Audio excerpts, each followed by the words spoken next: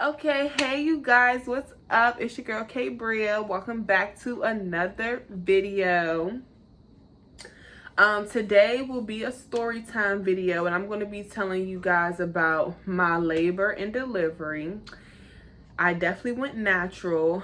So we're going to get into that because I was very much traumatized, and I'm just going to tell y'all, stinky man, I'm just going to tell y'all how it went, what I experienced. And yeah, that's what this video is going to be about today.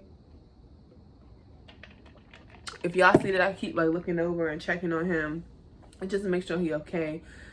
He be making a lot of noises now and stuff. Like he's 12 days old, so he's almost 2 weeks, and I'm just so sad because I feel like when I blink, he's going to be 1 month. So I'm just emotional because I feel like my baby is just ain't a baby no more, and I just had him, you know?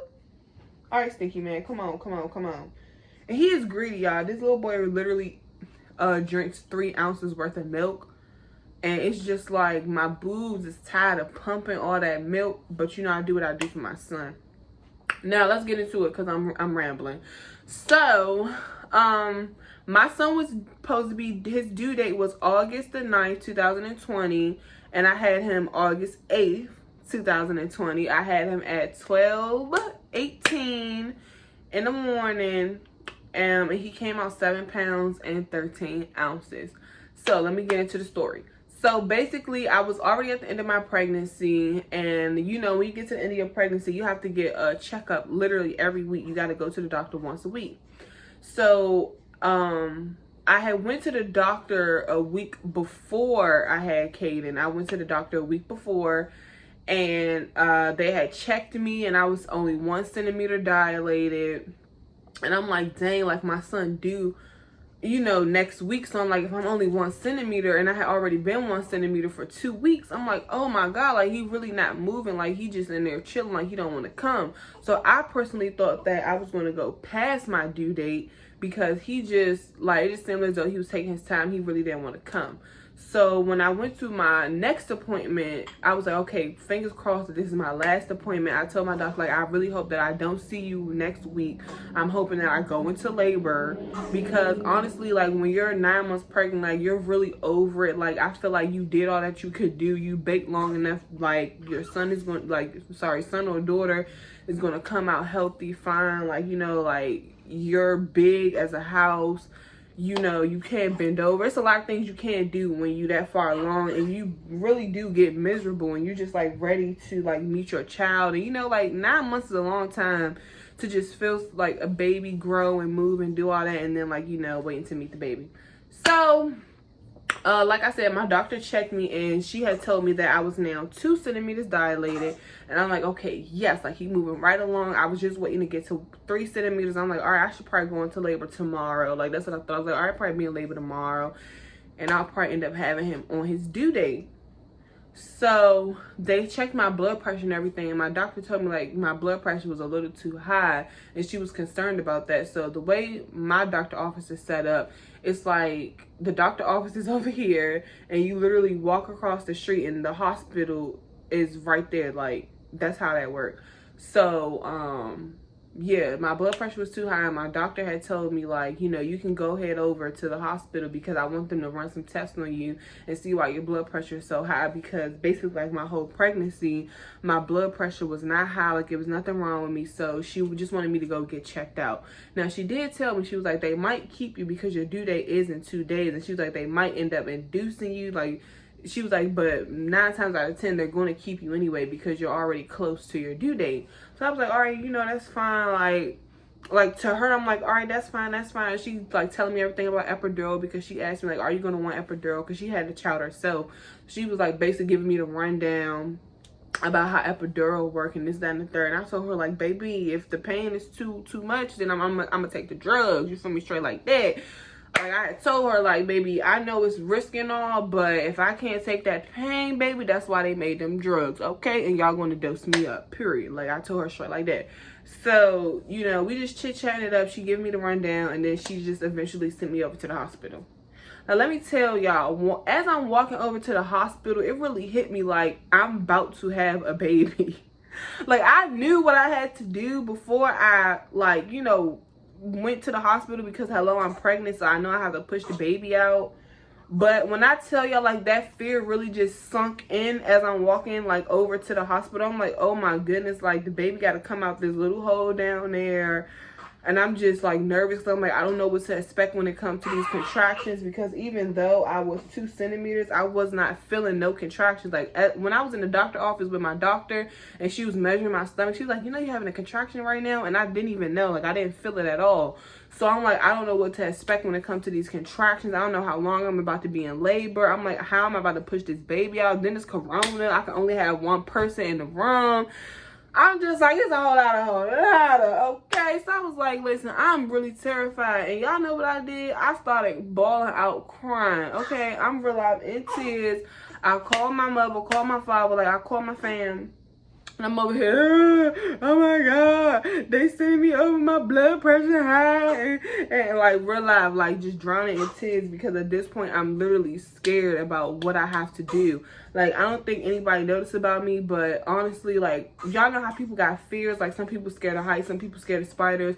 My top 2 fears is I'm scared of heights, and I was always scared of childbirth, because I had watched, even during my pregnancy, I have watched endless videos of women going through that type of pain, seeing them women go from like calm to just crying and like bent over. Like, you could just tell that it's really like, it's really hard to give birth to a baby, and it's really something that you need a good support system with. And with corona going on, only having one person in the room, it's just like, I just felt sad, because I like am so close to my family that I really wanted my sister, I wanted my whole family to be there. So I was just like, dang, like, they can't be here to experience this like beautiful moment, like seeing my son being born. So I was just very much like, I was just emotional, and I was scared. So I was crying to my mom, and she was just telling me like, hey bro, you gotta calm down. Like, they saying your blood pressure is high and you freaking out. It's not gonna make it any better, and you just gotta do what you gotta do for your baby, and he's gonna be here, yada yada. So I'm like, okay. My mom really did help me. Like, shout out to my mother. I love her to death, and she's just always there for me. And I just wouldn't know what I'd do without my mom. Like, I really aspire to be a mom just like her, you know what I'm saying? Like, she really taught me everything I know. But yeah, like, I know I can always count on my mother. Like, I just love her to death. Anyway, so they checking me in. Everybody see me up in there crying or whatever, and they asking me like, what it brings you in, yada. So now let's fast forward to now I'm checked in. I'm in the hospital bed, and they did not have me change it to no gown or nothing. I had came in there like real cute. Like, y'all, let me tell y'all this. When she told me, like, when I went to my appointment that day, I had already said that if I go into labor today, I'm gonna be cute. So I had my hair in braids at the time, but as y'all seen in my last video, so I did my hair up in a nice little style. I put on a cute little dress, my little slides. I bought my baby's diaper bag. I bought my overnight bag for the hospital. Like, I was prepared to stay just in case, because my mom was saying, like, since your mucus plug broke, this, that, and the third, like, we're pretty sure that you was going to go into labor anyway. But it's just my water didn't break or nothing like that. But I said that if I was going into labor, honey, I was going to go into labor looking good. And that's exactly what I did. So when I got in there or whatever, like I said, I was in no pain. They didn't even have me change it to my gown. I literally had my dress on, lashes, everything did up. They put a monitor on my son. So it's like this little machine that they hook up so you can hear the baby heartbeat. And they had me hooked up basically to like watch my blood pressure the whole time. And they had a midwife coming in about every few hours to come check to see how far along I was dilated. So let's get into the dilating. So like I said, when I first went into the hospital, I was only 2 centimeters. Like, as I was checked in, I was only 2 centimeters. I stayed on the phone with my mom literally the whole time I was in the hospital. If I was on the phone with my mom, I was on the phone with my sister or my dad. Like, I just wanted, since my family couldn't be there, they had to be there through the phone, you know, because I needed some type of support, because hello, I was about to have a whole baby. So anyway, yeah, 2 centimeters. I wasn't feeling no pain. Like, they kept asking me on a scale of 1 to 10, what's your pain? I'm like, girl, didn't I just tell you an hour ago my pain is at a 3? Like, boo, I'm straight. Like, the contractions was hitting me, but it wasn't like unbearable. Like, oh my God, let me fall on the floor crying because I'm having contractions. It definitely was nothing like that. I could definitely tolerate the contractions in the beginning. Okay, let's start out there. In the beginning, I could control the contractions, like, you know what I'm saying? Like, I could handle it. I was doing good, but that was only at first, okay? So I would say probably it was maybe like 2 hours, 2 to 3 hours later, the midwife came back in because I told her, like, okay, baby, my pain is going up. I was like, it was at a 3, but now it's like at a 4. So she was like, okay, we're going to check you to see how far along you are. And I was like, oh my God, let me tell y'all, I hate when they have to check my cervix. That, first of all, it's a bug in here. First of all, that is uncomfortable, first of all. And second of all, you know, they got to be all up in the mix down there. You know, when you pregnant, you can't really shave all like that. Like, I remember I did shave like a few days before I went into labor, but it wasn't like no baldless. You know, I still had hair down there because, girl, I can't see. So I'm like, dang, she want to be all up in the Kool-Aid. Like, girl, you ain't put this baby up in here. Like, they were just all up in my grill. And so she wanted to keep checking me. I'm like, girl, like, the head ain't down there yet. Like, I was just getting so mad because I'm like, why you want to keep checking me every few hours? Like, I was just getting mad because I was just tired of invading my area down there. And it was uncomfortable for me to, like, they got to stick all them fingers up there. I'm like, how is that even possible? Anyway, so she put her hand up there and she was like, okay, you're 3 centimeters now. And y'all know, once you hit 3 centimeters, whether your water breaks or not, they're going to keep you. Once you're at 3 centimeters, just know that that baby's coming. It might be tonight, it might be tomorrow. But if you at the hospital or whatever the case may be, they're going to keep you. So once she told me that I was 3 centimeters, then they was like, okay, we're going to move you to the labor and delivery side. Do you want the passy or not? Okay, she was like, we're going to move you to the labor and delivery side because we're going to keep you. And basically, like, you're going to have this baby. So I'm like, okay. I grabbed my stuff. The little nurse had walked me over. The little nurse had walked me over to labor and delivery. They're going to keep me, whatever. So I'm like, cool, that's fine. Y'all can keep me. I figured as much because I was already due in 2 more days.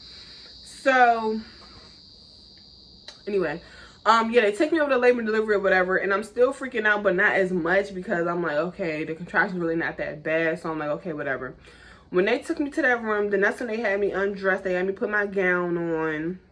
I got a little hospital gown. They had me put that on, and they had me take a little COVID test, which it was like this, the biggest fucking Q-tip I've ever seen. Y'all know when y'all go to the OB and they need to check down there to make sure you don't got no disease or whatever, and they take that big Q-tip and swoop up there. That's the type of Q-tip that they use for the COVID test. And they realized put one in this side, like they did both nose, right? So I'm like, dang, like, she put that joint back. I'm like, girl, are you trying to touch my brain? Like, what are you doing? Like, it wasn't given. I'm like, I know I don't got corona, but it was like protocol that they had to do it. And I'm like, girl, I ain't having contractions. You think I got time to be taking a COVID test? And I already had to keep my mask on. Like, I remember I'm over here going through contractions because, like I said, y'all, I'm real live 3 centimeters. And the contractions were starting to pick up. Like, I could definitely feel them at this point. So I was uncomfortable. And the nurse want to keep telling me, like, oh, can you pull your mask up? Can you pull your mask up? I'm like, girl, I'm in labor. You think I want to keep every 2 seconds? Like, girl, long as you got on your mask, your coworker got their mask on, the midwife, like, long as all y'all straight, I'm straight, okay? Because I knew I did not have no coronavirus, and it was just blowing me because I'm like, bro, I'm in here to give birth, and y'all worried about a mask. And mind you, I'm still by myself. My mom wasn't here yet, so I'm still all alone. And she worried about a mask. And I'm not even gonna lie, y'all, like, seeing how many black folks have been dying from giving birth, like, that also had me fearful as I'm, like, going through these contractions. I'm also scared, like, oh my God, am I gonna even be here to see my son? Like, is my son gonna come out stillborn? Like, this is the type of stuff running through my mind while also dealing with the contractions, because I don't know, y'all, just a whole lot of going on, and I was just scared for my life and my son's life. I'm not even gonna lie. Kaden, do you want mommy to hold you? Because I'm trying not to spoil you. So yeah, now I'm 3 centimeters. Let's go with the story. Now I'm 3 centimeters. Let's fast forward. Probably about, let's just say 2 hours later, the midwife come back in because I'm getting louder, like it hurt. And she come check me. She's like, okay, you're 4 centimeters. This literally 2 hours later, I'm like 2 centimeters. So I'm 4 centimeters, sorry. So I'm like, okay, cool. So I still have had no medicine, no IV, no nothing, like no medicine. I'm 4 centimeters. So now that I'm 4 centimeters, I'm literally in there like, like not screaming, but just like talking out loud, like, ow, this hurt, like. So I kept hitting the nurse button because them nurses was moving just slow. I'm like, I don't know if a lot of people giving birth right now, but y'all need to move a little bit quicker because I haven't had no medicine. I've been real calm and collect, and this shit's starting to hurt. So I'm gonna need y'all to do something. I'm gonna need y'all to do something so that I can get some medicine because 4 centimeters, yeah, just know that's active labor at this point because I felt all them contractions. So I keep dialing nurse, but I'm yelling through the nurse button, like, can y'all call my nurse in here? Because I'm like, I asked for her about 5 minutes ago. And like Kaden head, I feel like Kaden head was in my back because every time I would have a contraction, like my lower back would be aching. So when the midwife would come in there to check up on me, she would literally like, I would be on my, she would like lay on your side, she would have me on my side, and when the contraction would hit, she would like press, like put all her weight into my side because my lower back was hurting so bad. Come here. Mommy don't know why you fussing. But anyway, my lower back was hurting so bad. So, yeah, she kept doing that. So that definitely helped out. Anyway, I would say another maybe 3 hours go by. The nurses finally come back and the midwife want to check me. They finally had got an IV because they was having issues finding my veins. So a few hours had went by and they finally gave me some medicine in my IV. I probably was on that IV medicine for maybe about 45 minutes to an hour. When the medicine like kicked in, I'm not gonna lie, I did feel high. Like I felt high, like from my waist up, I felt high, but everything else, like I felt. So I didn't go numb or nothing like that, but I definitely like felt like I was on drugs. And my dad, I was on the phone with my dad at the time because I was in there literally crying because them contractions were hurting so bad. Like now I'm like screaming out. I'm like, y'all. So once they heard I'm screaming out and they had gave me the IV medicine, I wasn't really doing much. Like it helped a little bit, but I still felt every bit of them contractions. The midwife came back in again and she's like, okay, it's been a little while. Let me check you one more time. So when she checked me again, she was like, okay, you're 8 centimeters. I said, who? Who 8 centimeters? Because I said, you just told me I was full. And yeah, I didn't even tell y'all though, but before they gave me the IV, I had asked my nurse when I was 4 centimeters. I was like, when? Because they was like, do you want the epidural? I was like, yeah, I do want the epidural, but I was like, not right now because even though these contractions hurt, I could still like take the pain. So I really wanted to get to like 6 or 7 centimeters. And then I was like, all right, I'll take the epidural. Like I just didn't want my baby high, so I was like, I will wait until like I literally can't bear this pain. So they was like, okay, we're gonna put in a request for the epidural. We just gotta wait for the corona test to come back. I was like, all right, how long is that gonna take? And they like, oh, it's gonna take 2 hours. 2 hours? I'm like, girl, these contractions hurting too bad. Can't nobody wait no 2 hours. 2 hours? No, I was like, y'all got to give me some medicine right now. And that's why they gave me the medicine through the IV, because I was like, I'm not having it. Like, them contractions was very much painful, boo. Painful. So, like I said, fast forward. Now the midwife then came in, she didn't check me again, and now I'm 8 centimeters. And I'm over here like, who 8 centimeters? Like, who about to push this baby out? Who? Who? So I'm like, where's my mom? Like, I'm 8 centimeters. My mom wasn't even at the hospital yet. Stinky man. My mom wasn't even at the hospital yet. Okay, you don't want it. So I'm just yelling at my dad, like, where's my mom? Where's my mom? She's not here. Like, where's she at? Where's she at? I'm just trying to figure out where my mom was at, because I was not trying to be in labor all by myself. So my mom was actually almost there. I think she was like 5 minutes away. And I'm like, all right, bet. Like, I'm just like, hopefully she get in here before it's time for me to push this baby out, because at this point I'm terrified. So yeah, Yeah. So they checked me one more time, which I don't know why they had to keep checking me once I was already 8 centimeters. I'm like, y'all, I'm about to have this baby. But the midwife came in, she checked me again, and she was like, okay, now you're 9 centimeters. And they gonna ask me, do you want the epidural? I looked at that nurse, I said, no, I don't want no epidural. Like, girl, it's time for me to push the baby. I don't want no epidural. Y'all wanna wait until somebody at 9 centimeters and ask if I want an epidural? Like, no, I don't want no epidural. Like, I was mad, y'all. I was in, bless you, Stinky. Bless you, Stinky. Ooh, mommy, sorry. You sneezed so hard. But I was in so much pain. I'm like, I was being just a little bit mean. I'm like, no, I don't want an epidural. Like, y'all want to wait all this time to give me medicine. Like, I've been going natural this whole time, not drugged up. And now all of a sudden you want to talk about an epidural. Like, I was just so mad. I'm like, I'm not about to get my baby high at 9 centimeters. So, my mom finally walked in. Next thing you know, it's like a flood of people that come into my room. I'm talking about 3 nurses. It's somebody in training, a midwife. They setting up over there for when Kaden come out. Like, it was just a whole lot of going on, okay?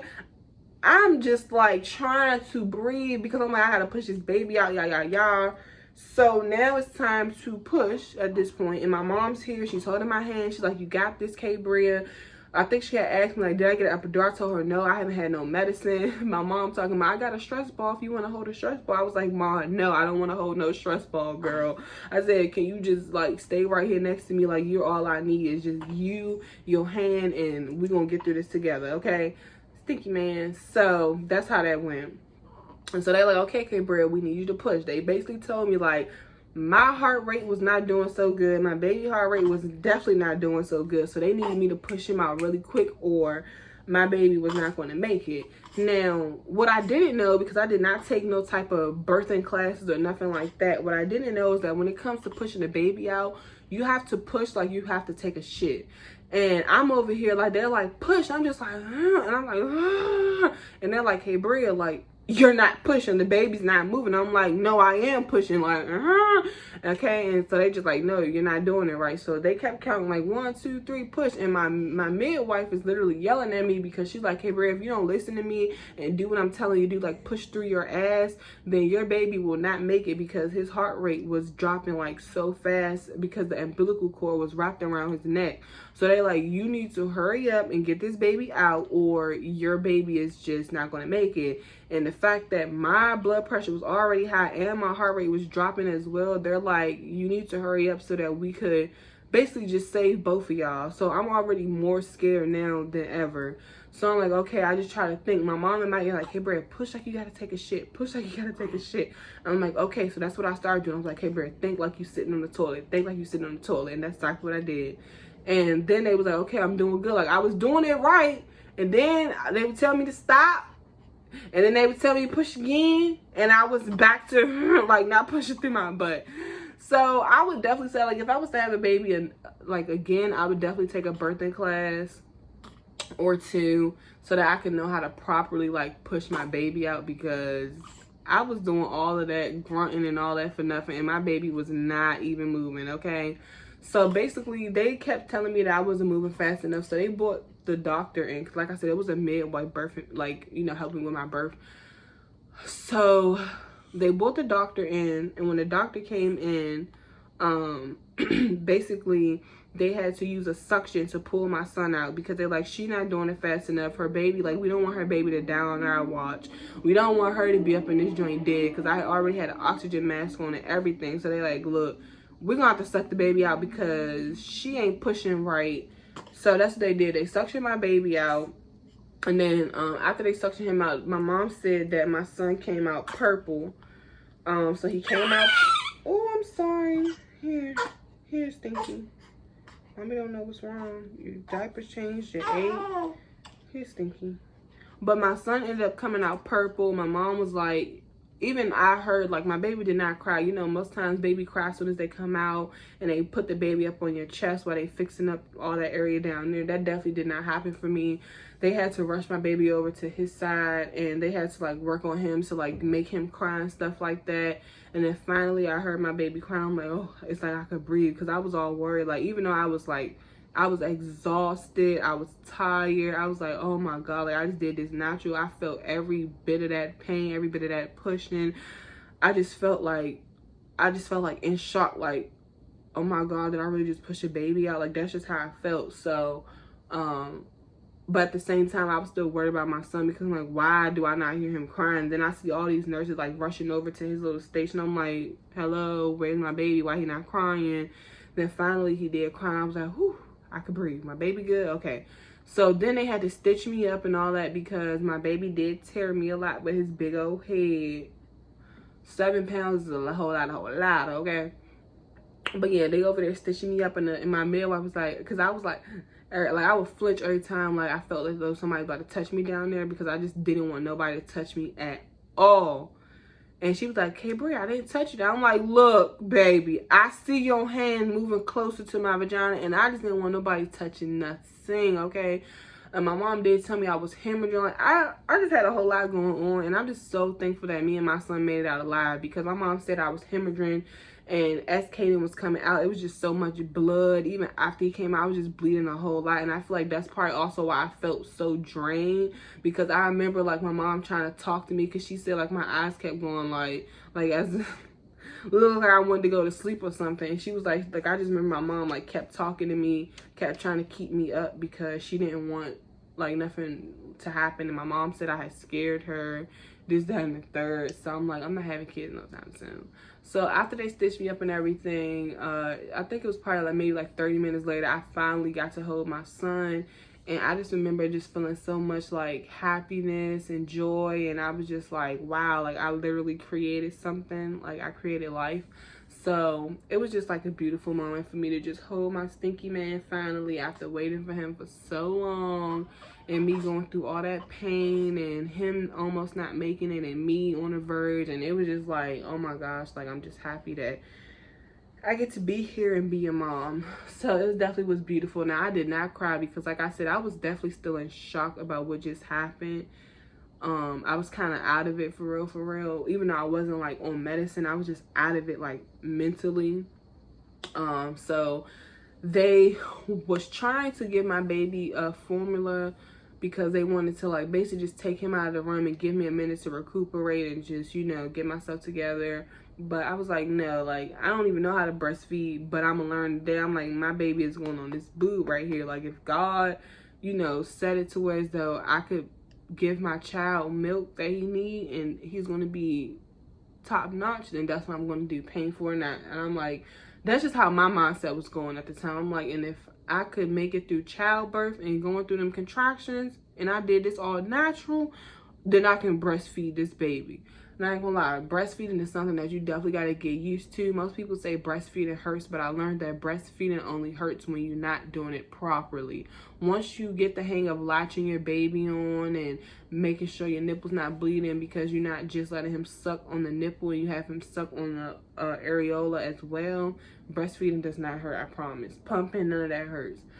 But yeah, really, that's really like the end of my story time. The last thing that I could really say is that after giving birth, I was definitely like really sad for like the first like couple days I was in the hospital. I kept calling my mom crying and stuff like that. Like when she wasn't at the hospital with me because they was letting me like switch out with people, I was just calling her crying because I was just tired of sitting in the hospital, but I knew I had to stay. Like, I was trying to leave after one day, and they was like, no, girl, you got hemorrhoids down there, like you're bleeding a lot. I was really stiff.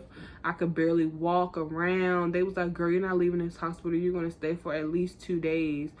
I had to keep taking medicine. I don't even take pills for personal reasons. And they was like, you got to take Motrin, you got to take Percocet, you got to take ibuprofen, you got to take your prenatals. It was just a whole lot. And I'm like, I just want to just sit here and not do anything after I just went through that horrific experience. Like, literally, y'all, the night that I had my son, I would try to go to sleep when he was asleep. And I would literally like jump up out of my sleep thinking that I was in labor again. Like I was low-key having nightmares about being in labor. So I personally would not recommend going natural. I would have had epidural if they wouldn't have taken so long and if my son wouldn't have like progressed so quickly, because I literally was only in labor for a total of 8 hours. So to me, that's not a long labor, because I know some women be in labor for like 38 hours or 24 hours. So 8 hours was nothing. Like, my son was definitely ready to come. And he's a Leo. Yeah, Leo. So hopefully this story time was not all over the place and y'all got the gist of like how my experience went giving natural birth. Like I said, 10 out of 10, I would not recommend. If they offer you epidural at 3 centimeters, boo, take it at 3 centimeters, okay? Because feeling every inch of that pain, whoo! And everybody kept telling me, you so strong. Yes, you go, girl. You did it natural. I'm like, but I'm traumatized. Like, my son about to be 2 weeks old, and honestly, I don't even want to think. I don't want to have sex. I don't want to think. I don't want the thought to even come up about having another baby. Like, taking care of my son, it's not, like, I always had a love for children, so I just have so much love to give to him. I know how to change diapers. I have adjusted to my sleep schedule being no sleep at all, you know, so taking care of him is not really as hard as I thought it would be. But giving birth, yeah, y'all can try to offer me $1 million and I promise y'all I will not do it again. I promise y'all I won't. You need to go to sleep. But anyway, thank you guys so much for tuning in. If you have gave birth natural or with an epidural, comment down below, because I'm curious to know how your experience went.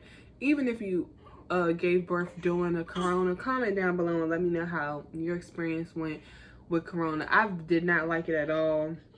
I wanted for so many more people to be there and experience this moment with me, and I literally just had my mom there for the first night. Then I had my baby daddy come the second night, and then at 12 o'clock, my baby daddy had left. Well, a little bit before 12, because yeah, he was doing too much, but he left. And then my best friend, because she had flew from Arizona up here to meet him, she came and stayed with me until I got discharged. So yeah, probably my next video will probably be like how I feel after. I probably like a 1 month postpartum update, like show you guys my body, let you know like how I'm feeling now. Probably give y'all more a story time on how like my body was healing, like what I had to do to like take care of myself after having my son. That might be my next video. And he done wet up. I'm tired of you wetting up everything, Kaden. Like, is these diapers getting too small for you now or what? But yeah, thank you guys so much for tuning in. I really appreciate it. Thank you guys for 31 subscribers. Bird. I know that's not much, but that just shows me that people is really like tuning in. Y'all enjoying the content that I'm giving out, and that really makes me feel warm and bubbly inside, and that gives me the oomph that I need to keep putting these videos out for y'all. So I'll be back with another video. I'm going to insert some pictures of my cute son, and I will see y'all in the next video. Peace.